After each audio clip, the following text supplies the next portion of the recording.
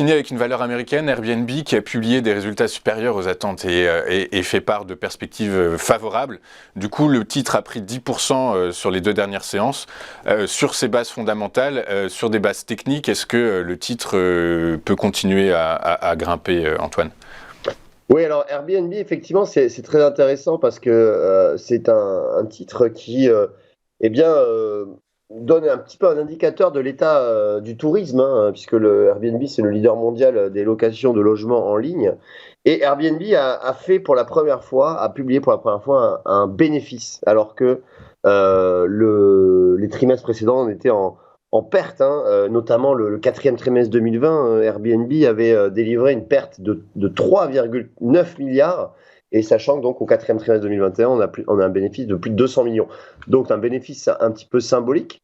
Ceci étant, ces bons chiffres sont dus au fait que eh bien, les réservations ont bondi, et notamment les locations longue durée, c'est-à-dire que les locations au-dessus d'une semaine dépassent maintenant les 50%, sachant qu'avant c'était plutôt dans les 20-25%, et les locations au-dessus d'un mois sont au-dessus de 20%. Donc en fait, on voit que les voyageurs restent beaucoup plus longtemps dans les logements, ce qui est vraiment très favorable pour Airbnb.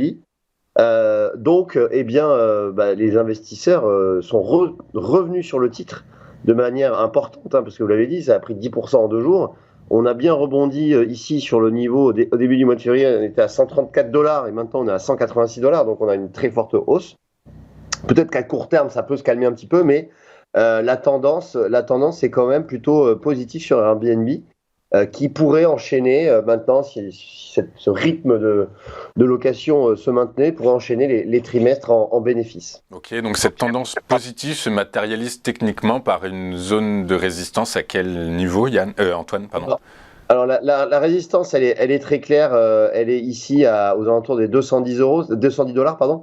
Ça correspond à peu près au plus haut historique. Ça avait buté sous ce niveau en novembre 2021 et également ici en début d'année 2021. Donc 210, 212 dollars, c'est vraiment le niveau de résistance.